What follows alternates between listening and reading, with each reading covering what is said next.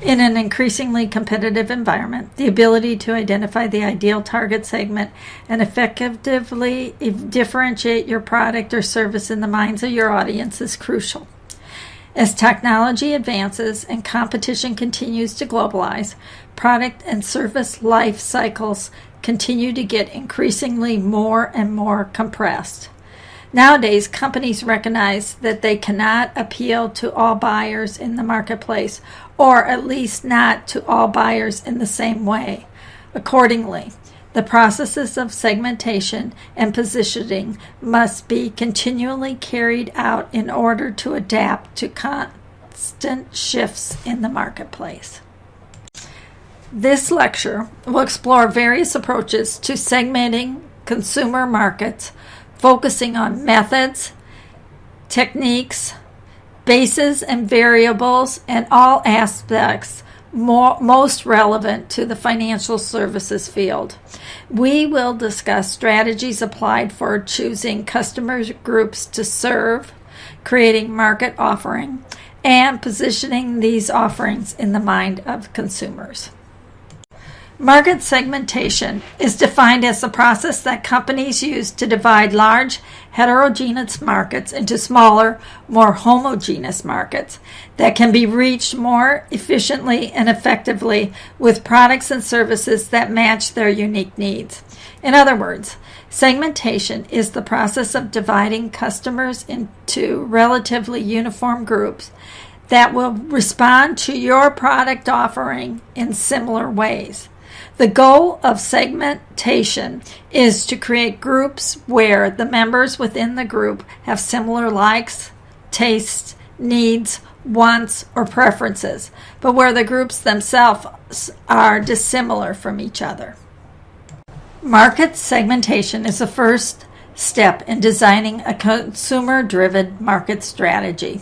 After dividing a market into smaller groups, the company evaluates their potential and selects one or more market segments to serve. This process is called market targeting or targeting. In the final two steps, the company decides on value proposition. These two final steps are the subject of this lecture and will be discussed in coming lectures as well. It is important to keep in mind that not all segmentation approaches are viable in the marketing sense. The selected variables and bases should result in identifying a segment or segments feasible to work with from the business standpoint. Answering the following questions will help to evaluate if a segment is workable in the business sense. First of all, is the market substantial enough to be profitable? Are we able to measure or count the number of individuals comprising the market? Is it accessible via marketing strategies? For example, distribution and communication. Are marketing segment members willing and able to purchase the product or service? Is the company able to effectively meet the segment's needs? By targeting this segment, is the company able to establish a differential responsiveness and sustain a competitive advantage in the long run? Often, organizations fail to answer one or more of these questions when developing their target audience. Segmentation blunders include the Apple Newton, which was the precursor to the Palm Pilot. The target audience adopting this revolutionary technology was not substantial enough to generate profitability. Alternatively, Toyota Scion is an example of a marketing effort committed to reaching the right target. The brand initially attracted some individuals older than their Generation Y target audiences. Through creative, non-traditional communication efforts, the target audience for the brand now skews 10 years younger than the typical Toyota buyer. The slide shows major segmentation bases used for segmenting consumers' markets: geographic, demographics, psychographic, and behavioral variables. Geographic characteristics are variables such as regions, city size, population density, and climate. Often play a large part in developing market segments, especially when retailers use the geography to develop trade areas. Geographic segmentation is often most useful when combined with other segmentation variables. One of the best examples is the geodemographic segmentation, which will be discussed later.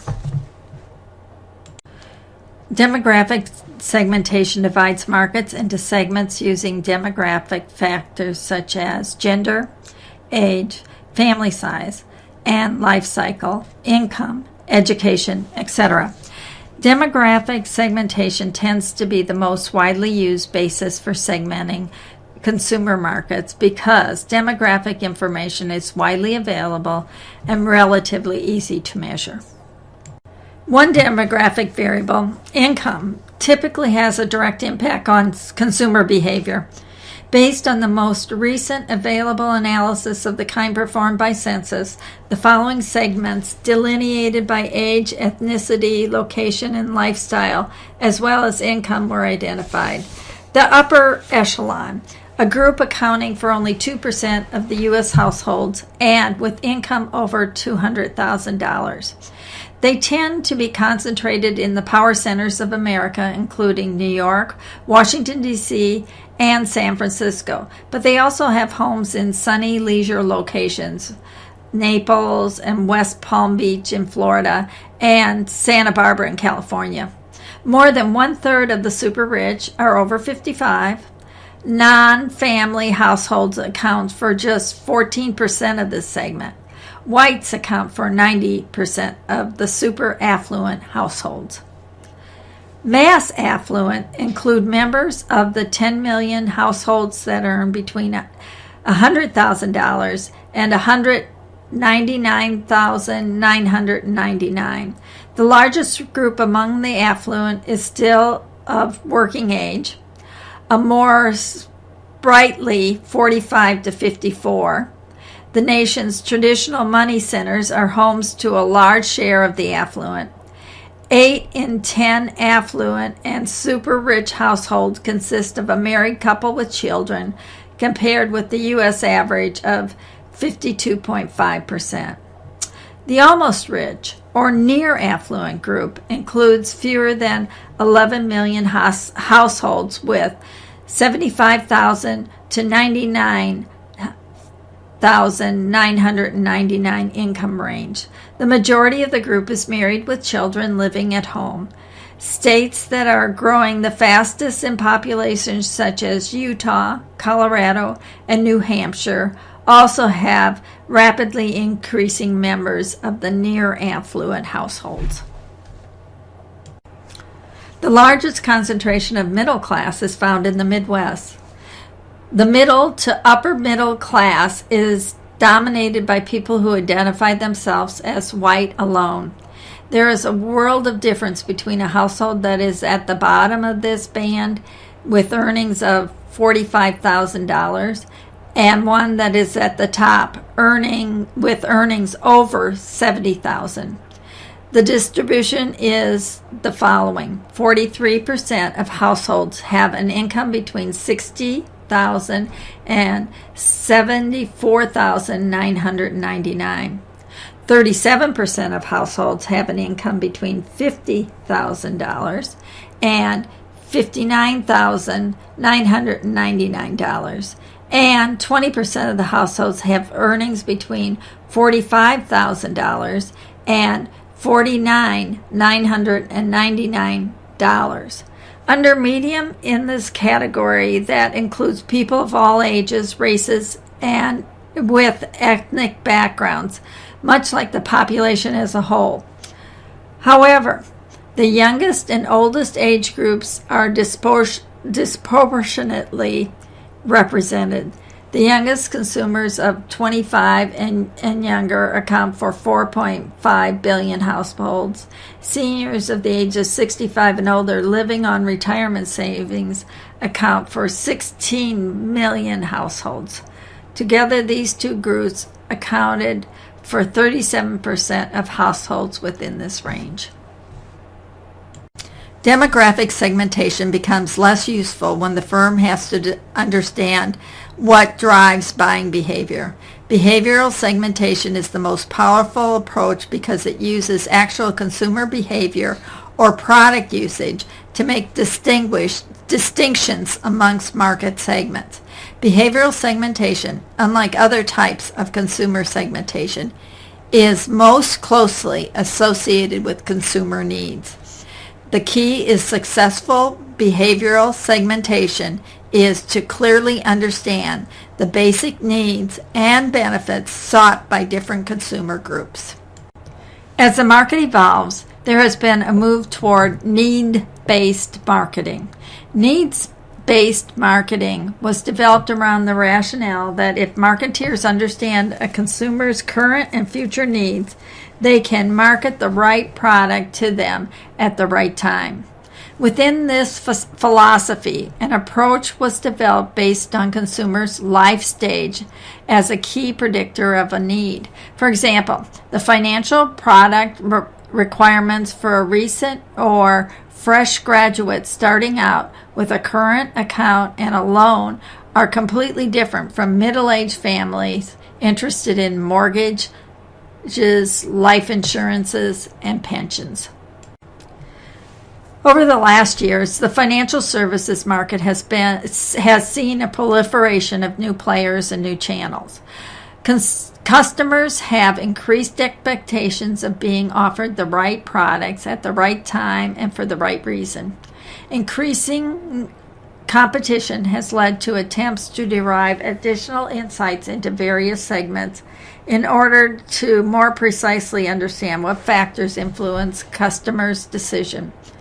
Psychographic segmentation deals with the state of mind issues such as motives, attitudes, opinions, values, lifestyles, interests, and personality. Psychographic profiles are usually combined with demographic, geographic, or behavioral segmentations to create fully developed consumer profiles. Psychographic refers to the attempt to analyze and measure lifestyles through various aspects of personality and behavior. They include personality traits and the concept of self, attitudes toward product classes and toward brands, activities, interests, and opinions, value systems, goods and services consumed, media use patterns. Segmenting based on values has become very popular in marketing. Values are the standards or principles we use for evaluating and determining behaviors, characteristics, or goals we regard as desirable. They are used as guidelines for discerning priorities, making trade-offs, forming preferences, and making or not making decisions. In essence, values are people's broad life goals. They are aspects of life that are important to us, and they differ from person to person. There are several popular measures of personal values. These include the Rokeach Personal Value Scale and the List of Values Scale. This scale includes the following 9 dominant customer values: self-fulfillment, excitement, sense of accomplishment, self-respect, sense of belonging, being well-respected, security, fun, enjoyment, and warm relationships with others. One study evaluating the use of values as a segmentation tool in the financial planning service industry is the proposed life values model, which suggests that personal values, everything in life that matters, can be grouped into life domains that represent people's inner life, physical life, social life, and financial life. These include subcategories of values. When it comes to personal financial management, the decision maker's value will determine whether there are enough resources and whether the available resources are sustainable and appropriate.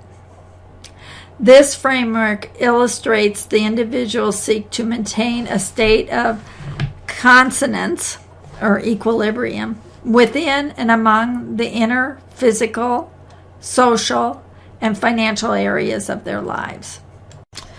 One more example of using values in the process of segmentation is the study conducted by GfK Roper Reports Worldwide, the world's fourth largest market research company. According to Roper Worldwide, the core values go much deeper than behavior or attitude, and they determine at the basic level people's choices and desires over the long term. Researchers interviewed about 1,000 people in their homes in each 35 countries. As part of their responses, they ranked 56 values by the importance they hold as guiding principles in their lives. Among adults, Ropers found the following 6 global value segments residing in all 35 countries, but to varying degrees in each. Strivers. Strivers are the largest group, more likely to be men than women. They place more emphasis on material and professional goals than other groups. Devotees are a group comprising 22% of adults. For the devotees group, which includes more women than men, tradition and duty are very important. The devotees are widespread in developing Asia, as well as the Middle East and African countries. They are least common in developed Asia and Western Europe. Altruists are 18% of the adults, with a slightly higher percentage of female. Altruists are interested in social issues and the welfare of society. With a median age of 44, this group is older. More altruists live in Latin America and Russia than in other countries. Intimates, comprising 15% of the world's population, value close personal relationships and family above all else. Fun seekers. This group accounts for 12% of the global population. Not surprisingly, fun seekers are the youngest group. Creatives are the smallest group, 10% of the population. Their hallmark trait is a strong interest in education, knowledge, and technology. The creatives are most widespread in Latin America and Western Europe. Along with intimates, this group has the most balanced gender mix. Although most people fall into a particular category, some values cut across many categories and countries. For example, protecting the family ranks in the top 10 for all 6 groups. All 35 countries rank family in their top 5 guiding principles, except for Indonesia, which ranks respecting ancestors as number 1. Protecting the family was given top value in 22 countries, including the United States. A country-by-country analysis reveals that Great Britain leads the world in wanting to protect family. Brazil has the most fun seekers. Saudi Arabia ranks first in faith. The Netherlands has the highest percentage worldwide in esteeming honesty, and Korea is the global frontrunner in valuing health and fitness. The research shows that people in different segments generally pursue different activities, buy different products, and use different media.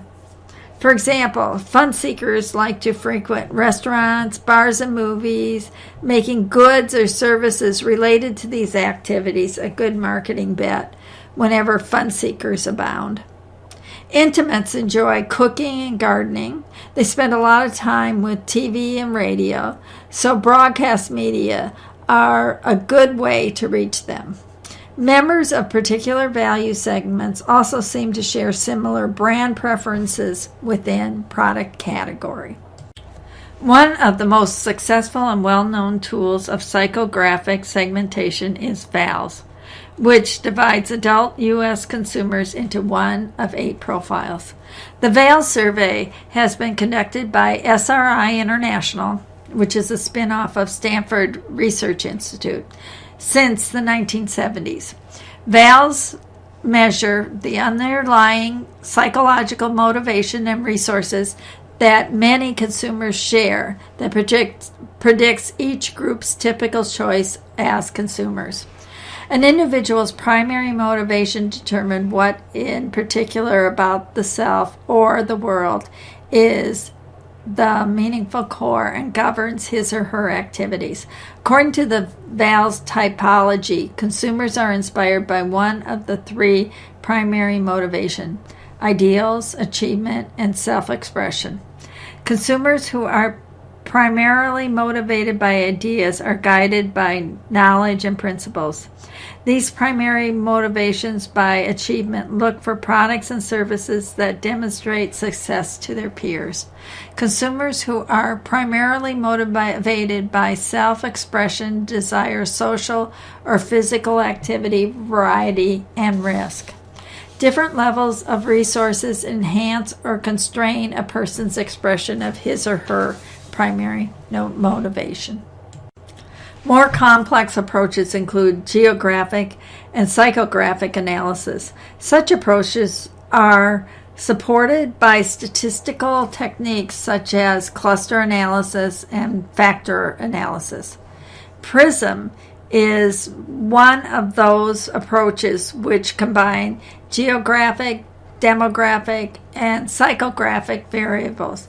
PRISM divides the U.S. consumer into 14 different groups and 66 different segments. These 66 segments are numbered according to socioeconomic ranks, which takes into account characteristics such as income, education, occupation, and home value. Another approach, the mind-based system, is premised on the idea of segmenting individuals by values, attitudes, and mindsets rather than by geographic, demographic, consumption patterns, and brand preferences. People fall into categories of consumers with varying degrees of materialism, ambition, orientation to family life, cynicism, openness to technology, and a set of other elements. The research include a comprehensive study of American opinions on topics such as government, health, sex, business, and religion. From the data, Yankelovich, a leading consumer research company, identified 8 major consumer groups and shared life attitudes and motivations. These 8 groups are further divided into 32 distinct subsegments for greater differentiation and clarification. The slide provides a brief description of some of these major segments. Generation X, young, single, no children, average income, ambitious, optimistic, and social. Generation X, young, single, no children, more men than women, believe money and success equal happiness, low level of social consciousness, highly self-focused, don't enjoy socializing. Generation X, young, mostly female, perceive themselves as family-oriented, funny, and attractive, but not particular or old-fashioned. Boomers, married with incomes but low levels of materialism, conservative, family, and community-oriented. Boomers married with children, high income, intense focus on family life, do not like novelty or technology, and are disinterested in style, cynical. Boomers, usually male, with no children, inactive, not social, do not care about style, have very few interests, somewhat cynical. Older than average incomes but financially comfortable. Active seniors for whom family and community are very important. Social consciousness and old-fashioned. Open to new technology, many outside interests. Older, not interested to novelty and high, cynical about modern life. Care little for style or material goods.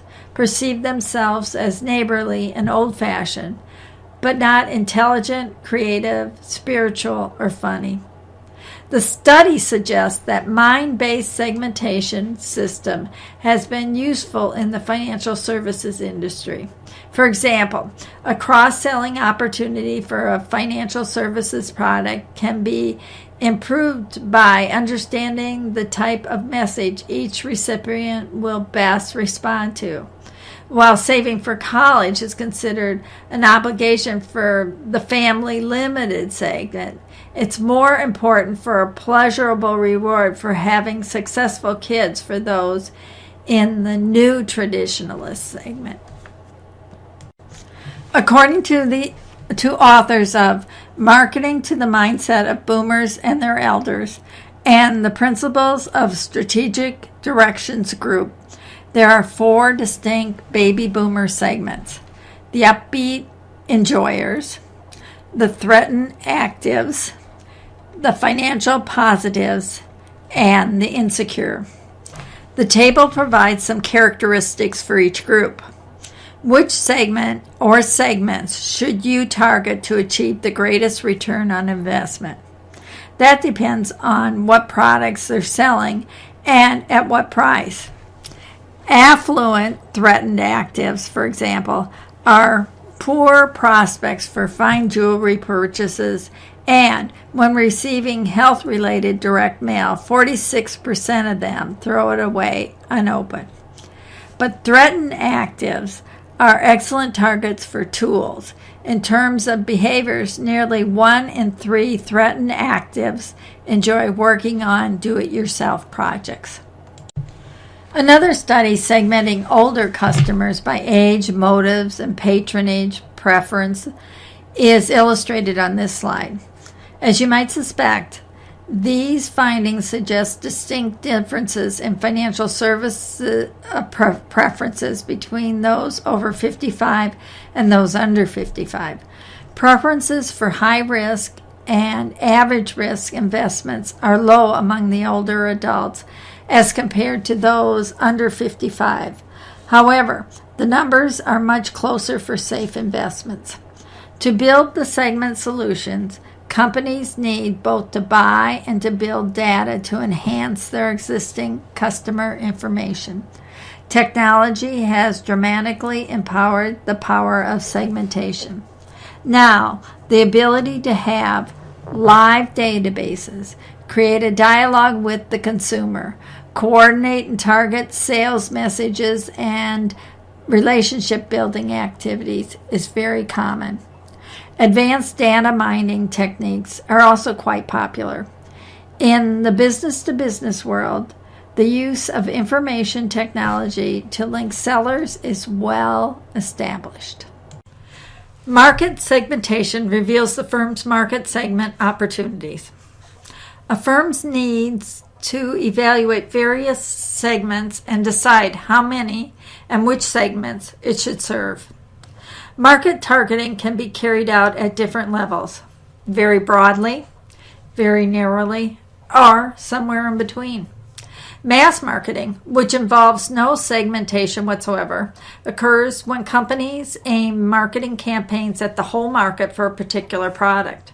Companies that adopt mass marketing take an undifferentiated approach that assumes that all customers in the market have similar needs and wants that can be reasonably satisfied with a single marketing program. Mass marketing works best when the needs of an entire market are relatively homogeneous. In the case of differentiating marketing, firms use some form of marketing segmentation by dividing the total market into groups of customers having relatively common or homogeneous needs, and attempting to develop a marketing program that reveals to one or more of these groups. Some companies focus their efforts on one small, well-defined market segment or niche market that has a unique, specific set of needs. Customers in niche markets will typically pay higher prices for products that match their specialized needs. The key to niche marketing is to understand and meet the needs of target customers so completely that the firm's substantial share makes the segment highly profitable. Individual marketing occurs when a company creates an entirely unique product or marketing program for each customer in the target segment. Individual marketing has also been labeled one-to-one marketing, mass customization, and market of one marketing. Historically, one-to-one marketing has been used less often in consumer markets. However, it is common in luxury and custom-made products as well as services. One-to-one marketing has grown rapidly in electronic commerce, where customers can be targeted very precisely. The questions helpful for identifying viable market segments that were reviewed earlier basically deal with marketing research to be performed on each segment: its size, current sales, growth rates, projected profitability, etc. Factors to be taken into account for making decisions on target markets are company resources, product variability, product life cycle stage, marketing variability, competitors' marketing strategies. Beyond deciding which market segment to target, a company has to decide on how it will create value to a target market, and then choose differentiation and positioning strategy. The firm should identify a set of possible competitive advantages to build a position, choose the right competitive advantages, select an overall positioning strategy, and develop a positioning statement. If a company is fortunate enough to discover several potential differentiations that provide competitive advantages, then it must choose the ones on which it will build its positioning strategy. It must decide how many differences to promote and which ones. Not every difference makes a good differentiator. A difference worth establishing should meet the following criteria. Important. The difference delivers highly valued benefits. Distinctive. The company can offer it in more distinctive ways than competitors. Superior. The difference is superior. Communicatable. The difference is communicatable and visible. Exemplative. Competitors cannot easily copy it. Affordable. Buyers can afford to pay for the difference. And profitable.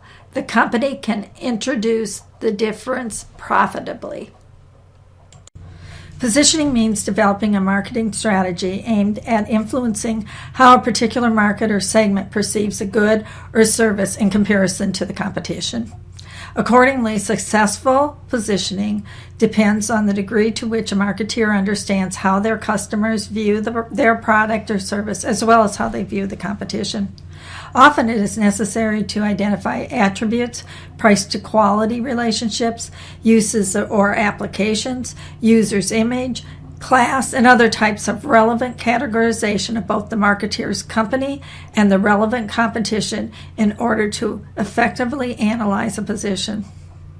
According to Al Ries and Jack Trout's concept on the competitive positioning refined in their book, Positioning, A Battle for Your Mind, the positioning process includes the steps defining the target market, identifying the dimensions or attributes of the product the buyers are looking for, surveying the customers about their perception of the competitive products, including your own. The competitor's position as well as your own product positions can be plotted using a positioning map based on customers' perception.